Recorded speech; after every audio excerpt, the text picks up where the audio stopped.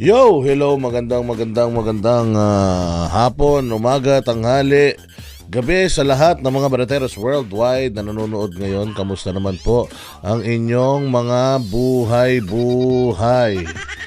Ayan, eto na naman po tayo, yung Boss Dada ninyo, at tayo na naman po ay maghahatid na naman po ng at ayan nga, kahit na tayo ay medyo inuubo at tayo ay medyo tinatrangkaso, ay okay lang. Tuloy pa rin tayo sa pagtatrabaho para sa minamahal nating bayang Pilipinas. Oy, kamusta naman ang inyong araw-araw?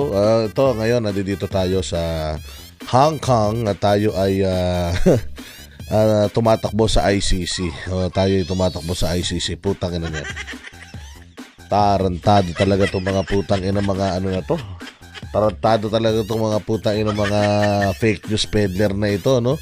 Batakin mo ha, tinanin nyo mga boss ha. Ito atin lang, kami ingay ha. Hindi, mamaya na pala, magano muna tayo, magbatayan muna tayo. Pasensya na kayo, wala tayo sa ating wala tayo sa ating studio. So ang ating ngayon, ang ating setup ay hindi masyadong pulido, pero hatid natin sa inyo yung pinaka maayos, magandang kwentuhan na pwede nating i-provide. Magpasalamat muna tayo sa lahat ng mga subscribers natin, because currently we are at 140,568. Palakpakan natin ang ating mga sarili.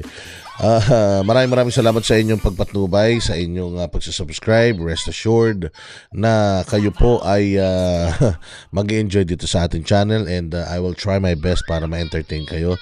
Sa mga bago dito, paliwanag lang natin na ito pong channel natin na hindi po for the faint of heart. Ibig sabihin, bawal po dito ang mga balat sibuyas, bawal po dito ang mga iyakin, bawal po dito ang mga malalambot ang puso. Ito pong ating channel ay para lang po sa mga barateros na matitibay ang loob at makakapal ang sikmura.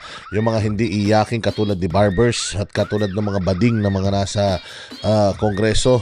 Tayo po ay nandirito para banatan ang lahat ng mga demonyo sa Pilipinas, kaya hindi po tayo nagpapatumpik-tumpik. Mumurahin po natin ang mga putang ina niyan, dahil alam naman po natin na yan lamang po ang ating kayang gawin.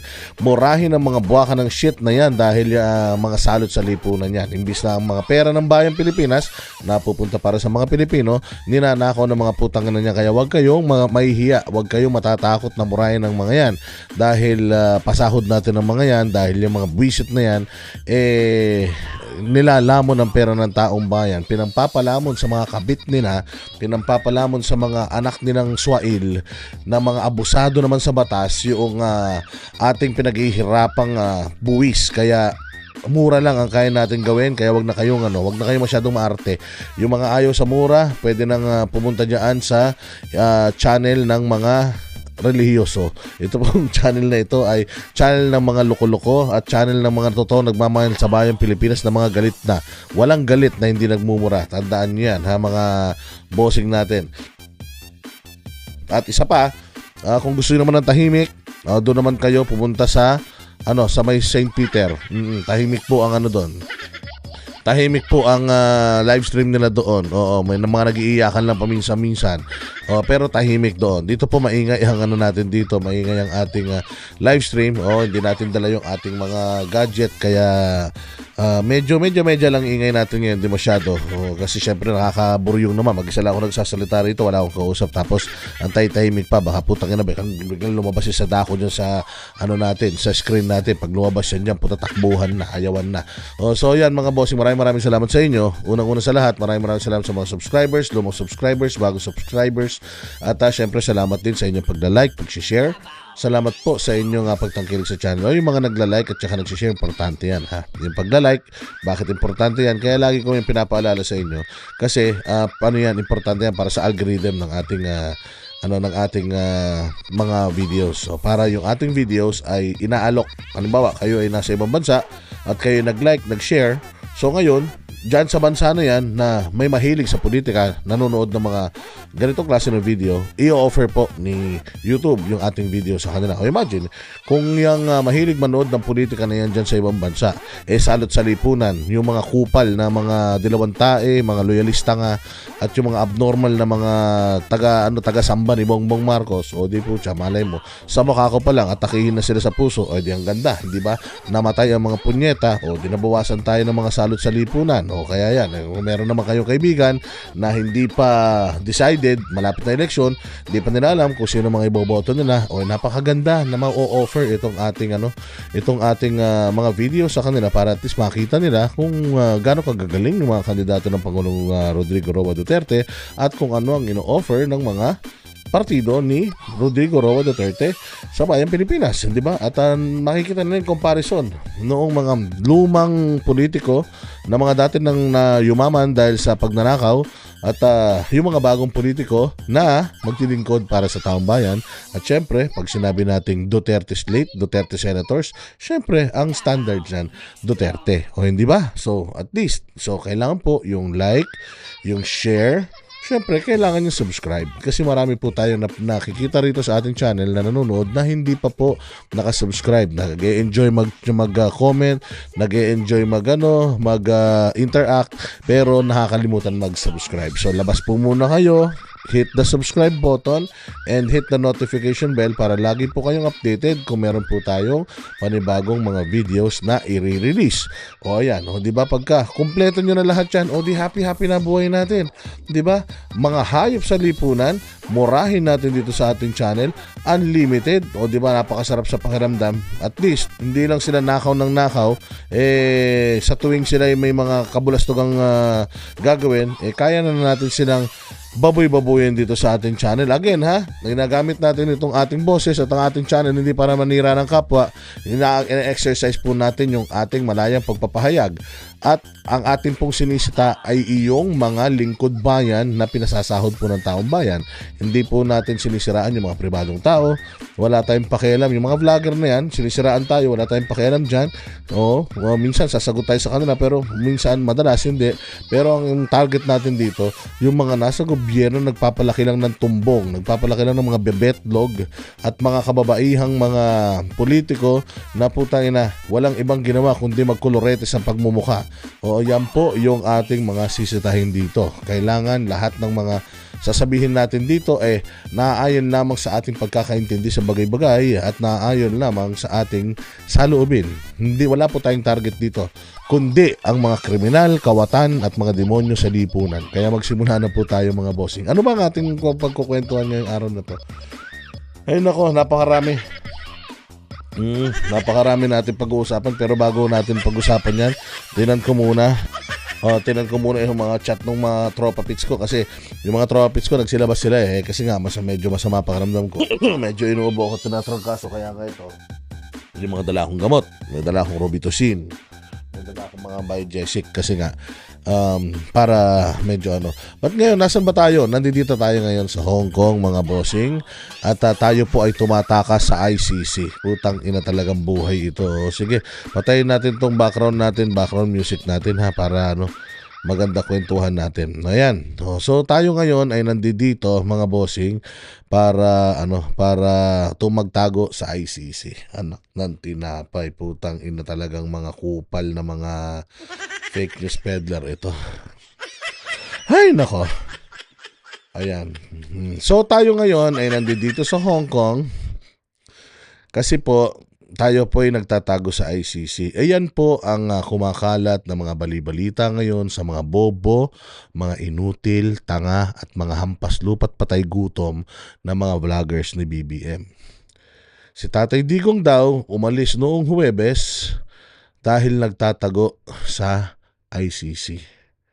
At siya daw ay pupunta na ng Hong Kong and then pupunta na ng China para doon magtago.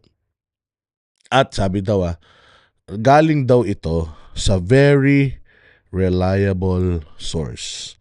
Very reliable. Tangina. Grabe no? Grabe yung very reliable source nila. For the past few days, Lagi na natin 'tong sinasabi sa ating sa ating programa sa Banateros SMNI na meron po tayong gaganapin na simultaneous na pagtitipon para sa PDP laban para sa Hong Kong. Nag-organize po dito sa Hong Kong ang Filipino community ng pasasalamat kay Pangulong Duterte. Imagine after 3 years na magkaroon ng pasasalamat PRRD sa Pilipinas, nagkaroon ng pasasalamat PRRD dito sa Hong Kong.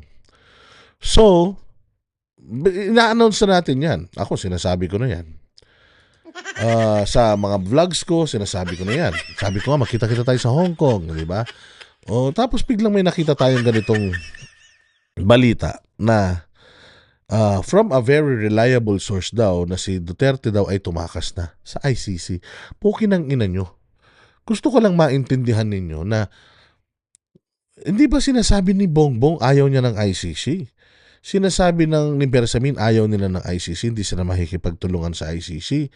At wala na yung ICC nyo. Putang ina nyo hanggang ngayon, ICC card pa din kayo. Wala na yan. Si Donald Trump, denounced na sa kanya yung ICC na yan. And alam naman natin na ang foreign policy natin, nakadikit halos sa Amerika. And itong mga Amerikano ayaw na sa ICC.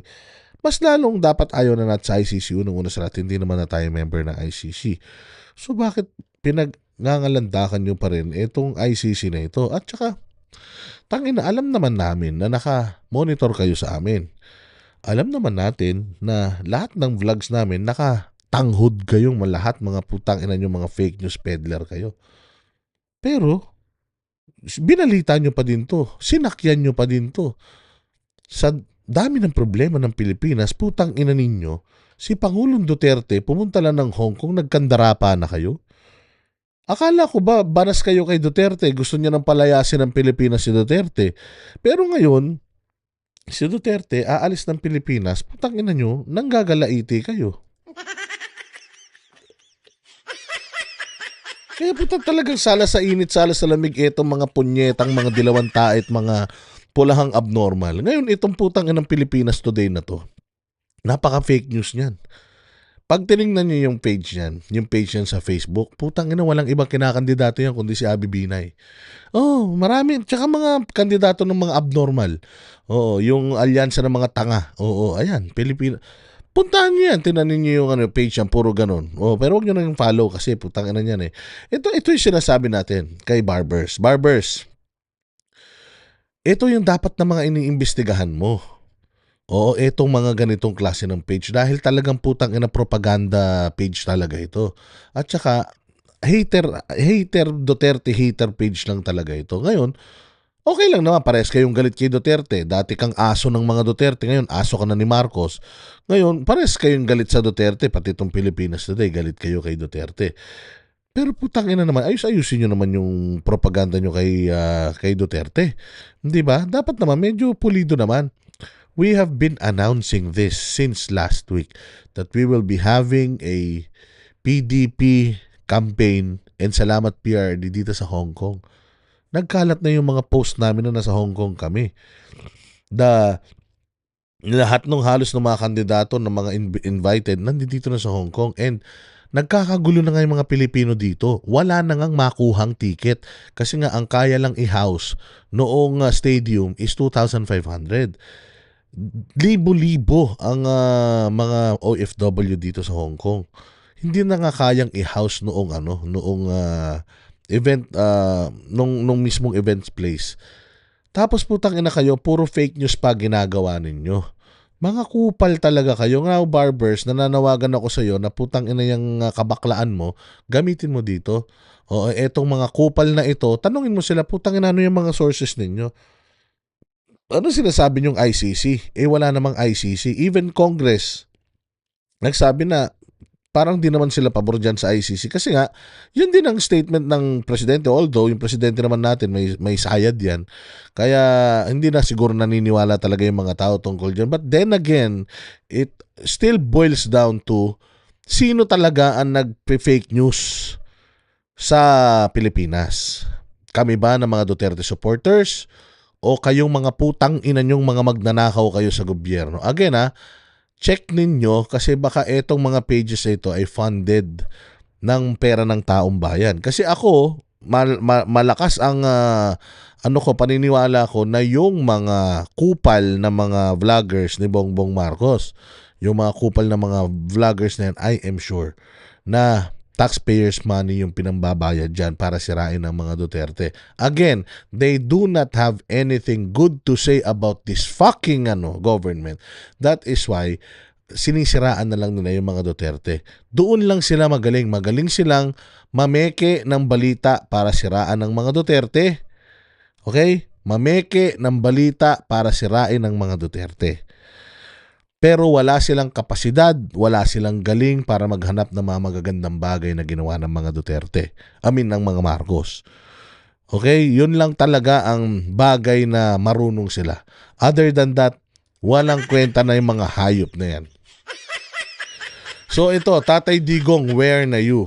Si Tatay Digong is here in Hong Kong.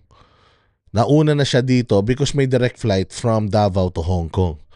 And if I'm not mistaken, meron pa siyang lunch kaninang umaga with the Filipino community dito sa Hong Kong. Si Pangulong Duterte, mahal ng mga OFW until now. Ngayon, tanungin ninyo yung mga sarili ninyo. How come etong alyansa ng mga kupal, bakit hindi pa sila nakakapag-organize ng meeting or meeting de avance or sortie sa ibang bansa? Why? Because walang taong pupunta. Hindi naman pwede yung mga ayu-ayuda nila sa abroad eh. O kailan na malapit na ang eleksyon. Si Abalos nagpunta rito diyan sa may embassy sa Central. Putang ina, mukhang aso. Hindi pinansin ng mga Pilipino. Alam nila na nandoon pero putang ina hindi nila pinansin. Alam niyo kung bakit? Hong Kong is a Duterte country. Na Filipinos in Hong Kong, ang mahal niyan at ang gusto niyan, Duterte. Kaya pupunta si Pangulong Duterte at pumunta si Pangulong Duterte dito to give homage sa mga taga Hong Kong na mga bagong bayani na noong panahon niya talagang pinagtuunan niya ng pansin. Na ngayong panahon ni Bongbong Marcos wala. Ginamit lang ni Bongbong Marcos itong mga OFW para iboto siya. And then nung binoto na siya, walay na. O kita ninyo, ilan na yung mga kababayan natin na nabitay ngayon. O nung panahon ni Pangulong Duterte may nabitay ba na OFW? Hindi ako sure kung meron o wala, pero if I'm not mistaken, wala. Pero ngayon meron, hindi ba? At ang nakakatawa, hindi nila namalayan na mayroon ng mabibitay na Pilipino. Makikita pa nga natin, no panahon ni PRD, nire-rescue pa yung mga Pilipino sa ibang bansa na na tumakas na sa mga tumakas na sa kanilang mga amo dahil minamaltrato sila eh. And if I'm not mistaken, panahon ni Pangulong Duterte din yung nag-impose siya ng sanction sa sa Kuwait dahil nga may mga Pilipino doon na naaabuso at matagal tayong hindi nagpadala ng mga OFW doon. Ganun katapang si Pangulong Duterte at ganun kamahal ni Pangulong Duterte yung mga Pilipino na never ever ipinakita ni Marcos dahil wala namang alam gawin yung hayop na yun. Wala namang ginawang mabuti sa buhay yan. Kaya yan, andi dito si Pangulong Duterte sa Hong Kong at nagkakagulo po ang mga tao dahil hindi nila alam kung paano nila mamimit si Pangulong Duterte kasi nga, indoor stadium po yung ating event, yung ating venue bukas. At makikita nyo po, hindi lang po ito mangyayari sa Hong Kong ha. Ito po ay mangyayari sa buong Pilipinas. Simultaneous po na ipapalabas itong ipalalabas itong itong pagtitipon na ito. Saan pa ba? Basahin natin ito ha. Salamat PRD with OFWs. Ayan. Dito sa NCR, meron tayong 1, 2, 3, 4, 4 sa NCR. Barangay Bayugo, sa Bulacan, sa Sauyo, sa Manggahan Pasig at saka sa may Paranaque. Sa Luzon, meron po tayo sa Isabela, meron po sa Urdaneta, Pangasinan, meron po sa Quezon Province at meron po sa may Tabaco City, Albay. Sa Visayas naman po, meron po sa Talisay City, meron po sa may Palo Leyte, meron po sa Baybay City, Leyte, meron po sa may Kalibo, Aklan, meron po sa Negros Occidental, sa may Kabangkalan po yan, meron din po sa Bataraza, Palawan. Sa Mindanao naman po, sa North Cotabato, Zamboanga del Sur, Misamis Oriental, Bukidnon, Surigao del Sur, at sa Davao Region, meron po sa may Agdao Gym, sa Catalunan Grande, sa Tugbok, at saka sa New Pandan, Panabo. Ganun po katindi mag-organize ang Pastor Apollo Kibuloy for Senator Movement. Again si Pastor Apollo Kibuloy pa lang itong nag-o-organize ng mga ito. Kasama po ang PDP laban. Si Pastor Apollo Kibuloy ilang beses na pong nag-organize ng simultaneous na weekly meeting de avance like or campaign. Ilang weeks na to, pangatlo na to. Nakapag-organize na yan ilang beses sa ibang bansa. Sa Japan, meron sa Amerika, nag-open na ng billboard dun sa may Times Square sa New York. Meron na sa meron sa Malaysia, nung nakaraan nandoon tayo. Eto naman sa Hong Kong. Meron pa nung nakaraan sa Canada, sa Edmonton, sa Vancouver, sa Toronto. Pero itong kupal na alyansa na to, putang ina, may pera na ng gobyerno, sikat daw sila, dream team daw ang mga putang ina, pero hindi kayang mag-conduct ng ganitong klase ng mga simultaneous na pagtitipon. Itong simultaneous na pagtitipon na to imagine ninyo, ginaganap dito sa isang lugar na to, puno ng tao pero wala dun yung mga nagsasalita. Meron lang isang malaking screen na kung ano yung nangyayari doon sa main event, nakikita nila ng live. Yung mga nag-speech doon, naririnig nila ng live. Pero tinatao, walang ayuda. Kaya ngayon magtataka ka, putang ina nito sa mga na to, yung survey. Magtataka ka sa survey. Kasi ang dami mga kalye survey, pag tinignan mo yung kalye survey talaga ng mga vloggers, Duterte lineup talaga yung lamang. Pero pag tinignan mo sa TV, putang ina, may puros yung mga alyansa ng mga bagong luma yung nandiyan dyan. Kaya dito, kalokohan malaki ito, mind conditioning ito. Pinapakita nila sa mga telebisyon na mahina ang lineup ni Pangulong Duterte para hindi ninyo iboto. Para halimbawa ako, masasayang ng boto ko dyan, mahina. Doon na ako boboto sa mananalo. Which is yung kabila. Wag ganun. Wag ganun. Malakas po tayo.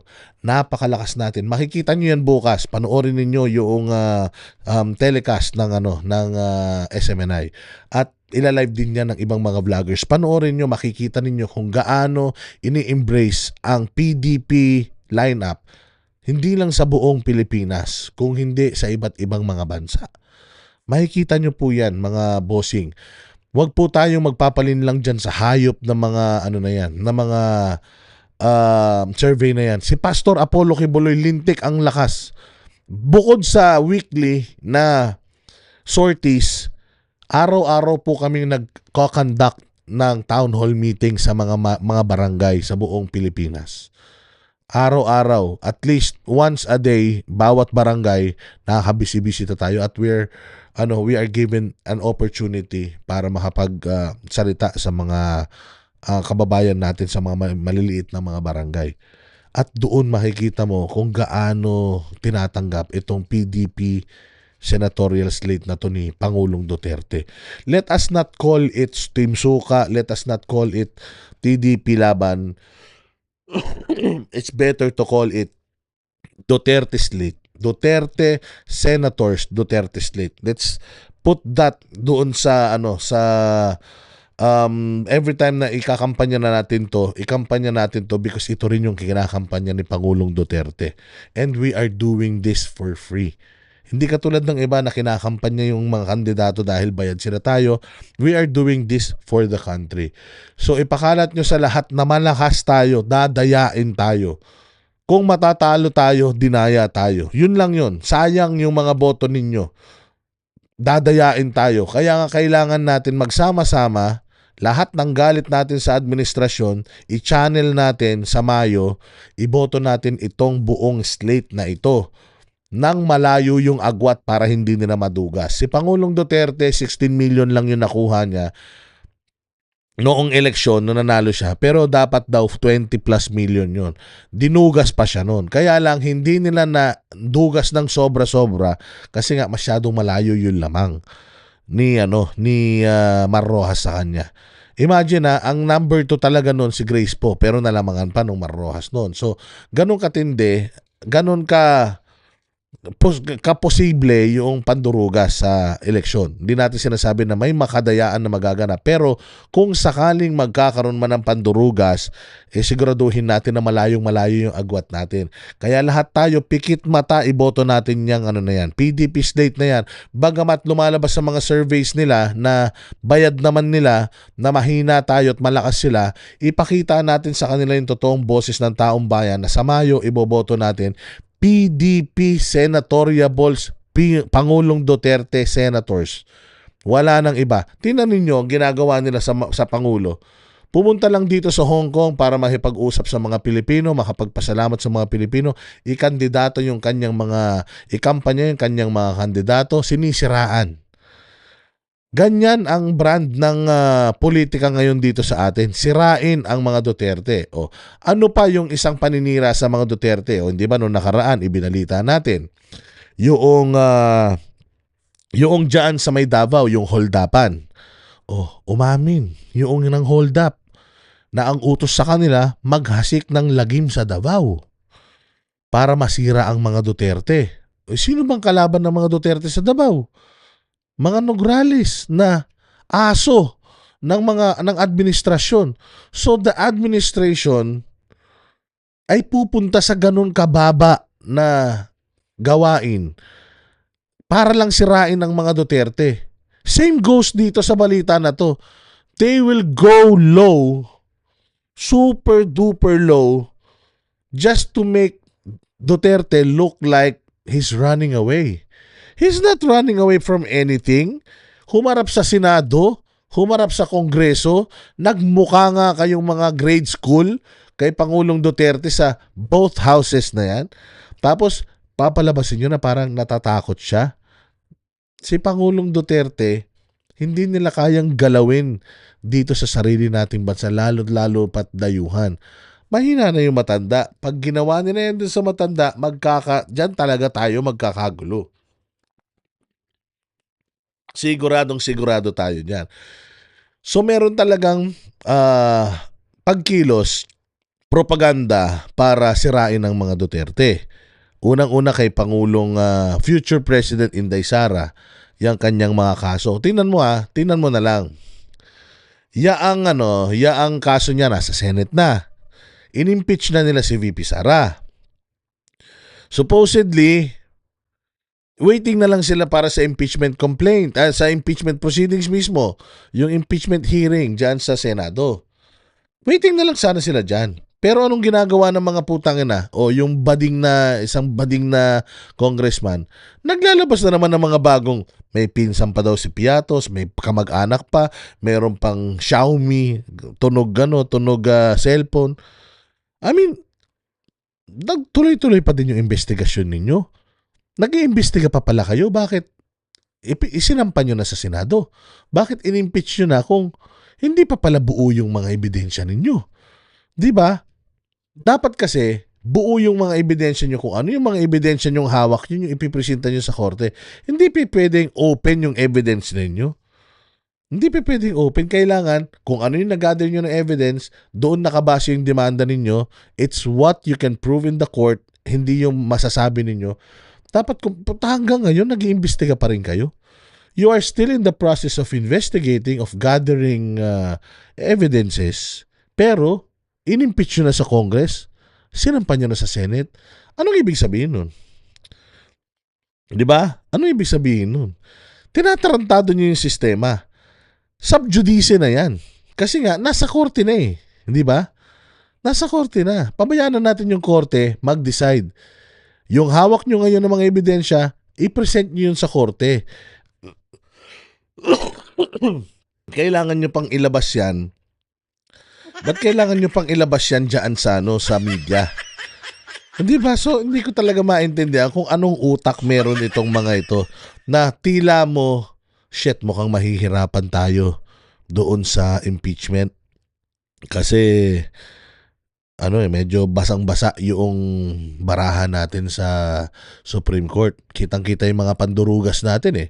Pandurugas natin sa PhilHealth, pandurugas natin sa GAA, mamalabis natin sa kapangyarihan, pagpapatawag sa mga vlogger, tapos eto naman, impeachment, putang ina. Tapos eto pa, lumalabas pa yung mga bali-balita na yung si Zaldico, yung mga corruption ng Ako Bicol Party List, dyan, nilabas nung anak ni Edsel Lagman, o na yung budget daw ni Edsel Lagman nung namatay, kinuha. Ganun yung lumalabas. So, sobrang sakim sa pera ng mga taga-Congress. Sirang-sira sila. So, there's a huge possibility na sa galing din ng mga abogado ni Inday Sara, come oral argument diyan sa Supreme Court, may hirapan sila. Kaya nga si Minardo Guevara, ang ginagawa niya, binablock niya na eh. Meron siyang petisyon na hindi dinggin ng Korte Suprema yung kahilingan ni VP Sara eh. Hindi ba? Tapos may bali-balita pa na si Guevara daw, pinatawag ni Kimbo, gigil na gigil daw si Kimbo, di umano, na anuhan to si bakit daw hindi pinipigilan ni Minardo Guevara yung hakbangin nila Inday Sara. So imagine, hindi ba? Ganun nga kahayop, kagago yung mga yan. And ewan natin, pinapatawag din yan siya sa Baguio sa oral argument sa GAA.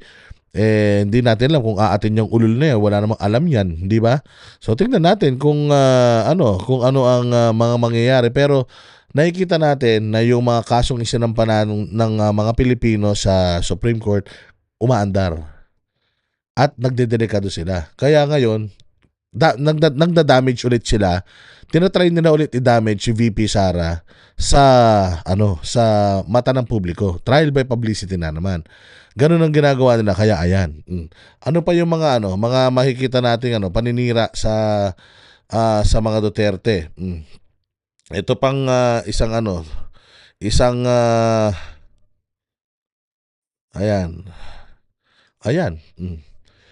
DA Chief sinisisi sa nakaraang administration ang problema ng agrikultura sa bansa.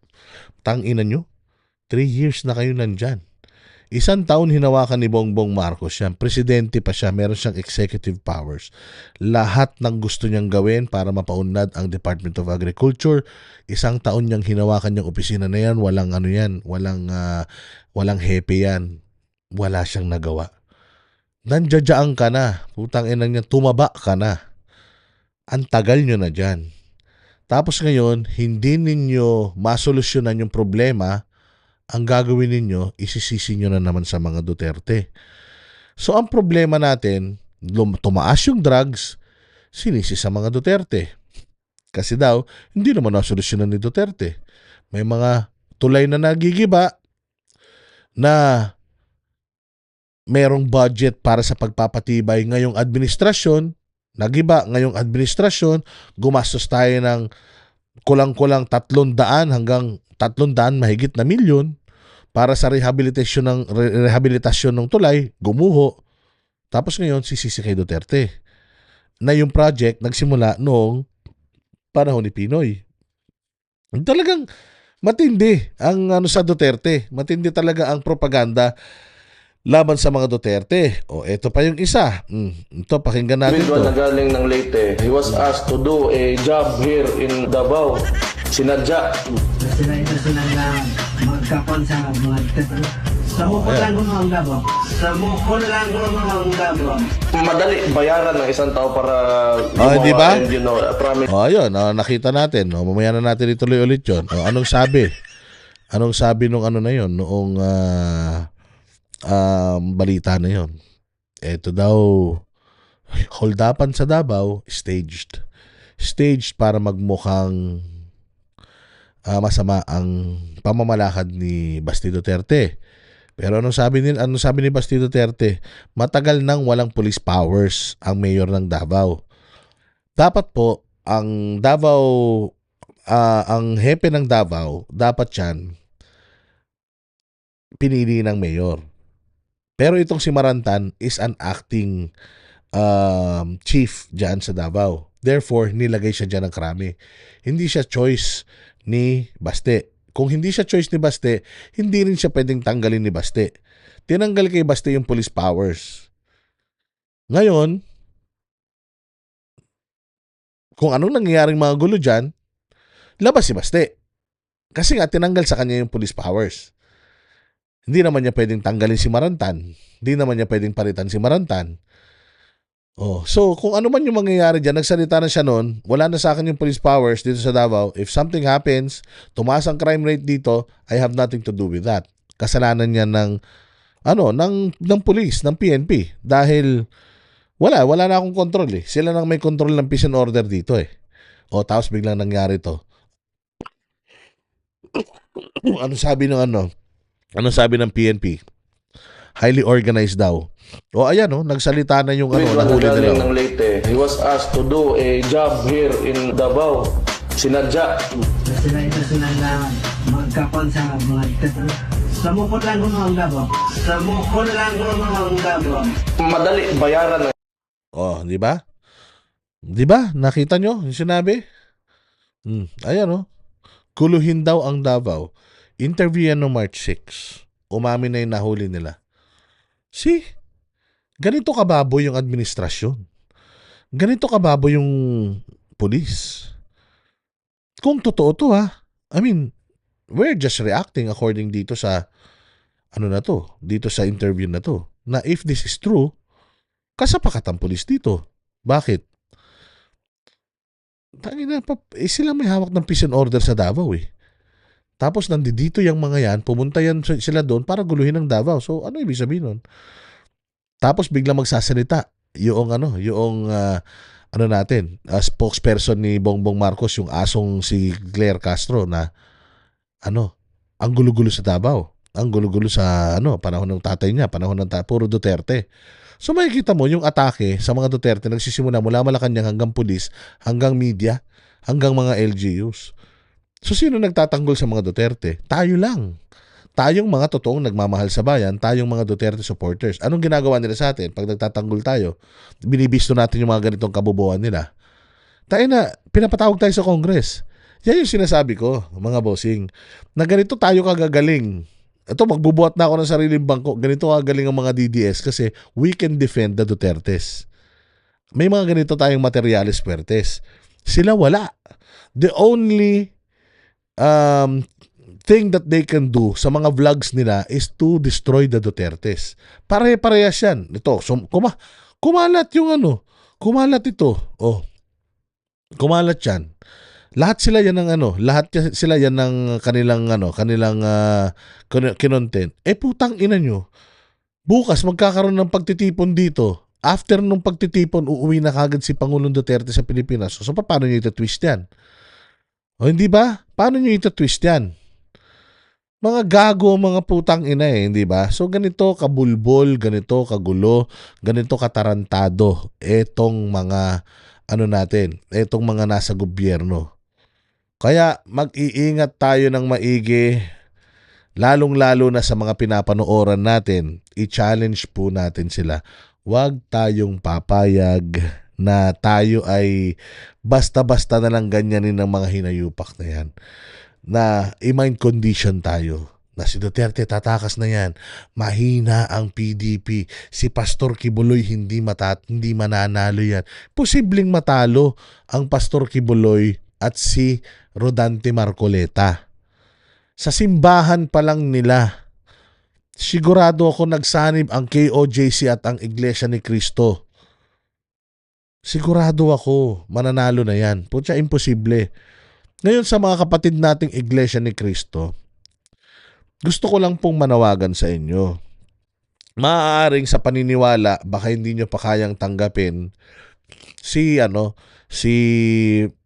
Pastor Apollo Kibuloy. Pero hindi po yun ang pinag-uusapan natin dito. Ang pinag-uusapan po natin dito, Bayang Pilipinas. Ginugulo na po nila pati religious beliefs natin, pati yung karapatan natin sa pagpili ng simbahan na pananampalatayaan natin. Pinapakialaman na nila. Kaya pumasok si Pastor Apollo Kibuloy sa politika dahil binaboy siya ng politika. Kaya gusto niyang ayusin yung politika. Now, sama-sama po kayo bilang isang matatag na simbahan, nagpunta po kayo sa Maynila, sa Luneta, at ipinakita po ninyo yung inyong lakas na nakiusap kayo ng maayos, nanawagan tayo ng matino, na ayaw natin ng gulo, huwag i-impeach si VP Sara para magkasama-sama tayo. Nakita ninyo kung papaano nila binaboy yung pagtitipon ninyo. Anong sabi ni Leila de Lima? Ano lang kayo? Minority lang kayo. Wala daw kayong kwenta, wala daw kayong bilang. Minority kayo. Oh, bakit pa natin iboboto yung mga sila Kiko, sila Bam? At saka yan sila, kung sino man yung mga tumatakbo. Yung Kiko at saka si Bam, ba't mo pa iboboto yun? Ang tingin ni de Lima na makaalyado nila, wala kayong bilang.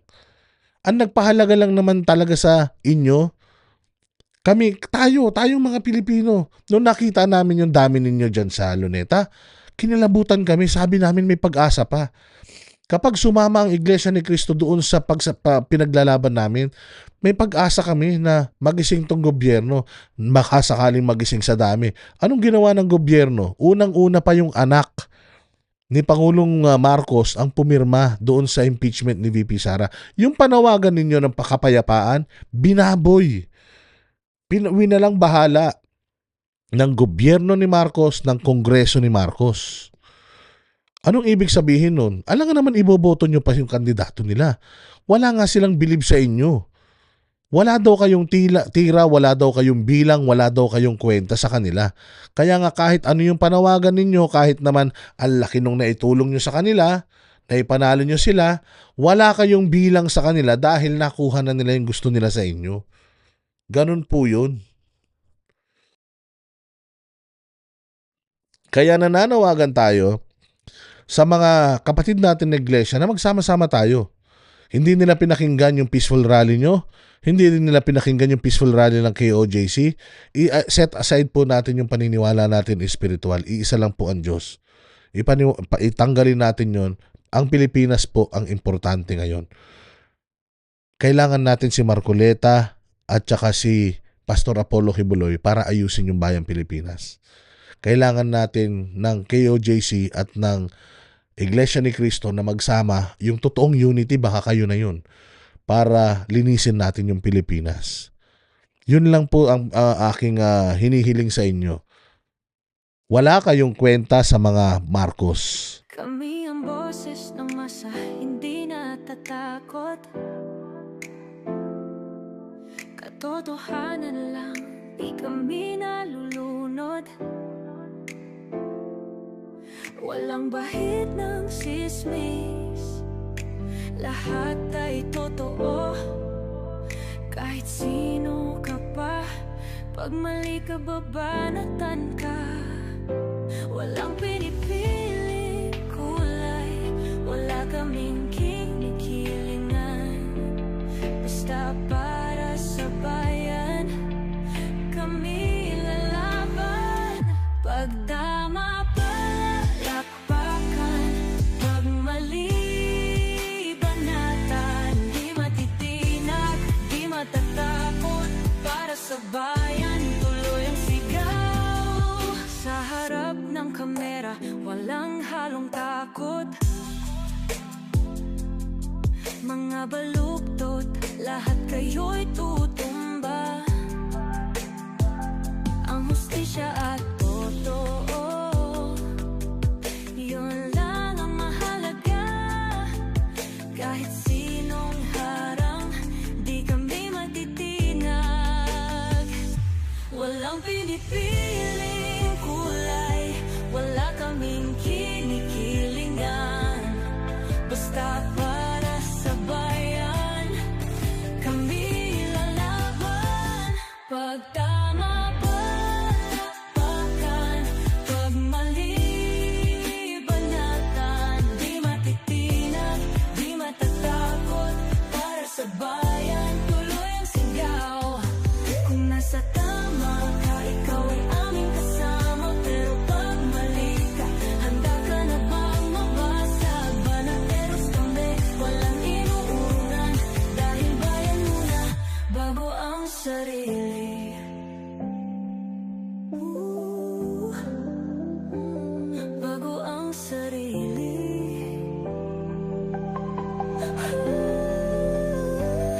pagtapos